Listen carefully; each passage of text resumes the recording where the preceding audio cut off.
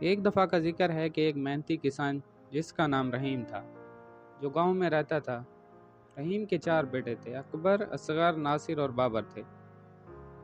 بابر جو کہ چاروں میں سب سے چھوٹا تھا، یہ چاروں بھائی دوسرے بچوں سے بہت مختلف تھے کیونکہ یہ چاروں اپنا زیادہ تر وقت کھیلنے اور شرارتیں کرنے میں گزارتے تھے۔ جب لوگ ان بھائیوں کی شرارتوں سے تنگ آ جاتے تو وہ رحیم سے ان کی شکایت کرتے، تب وہ سب بھائی بھولے بن جاتے اور ہمسایوں سے معافی مانگ لیتے تھے۔ گاؤں میں ایک پرائمری سکول تھا۔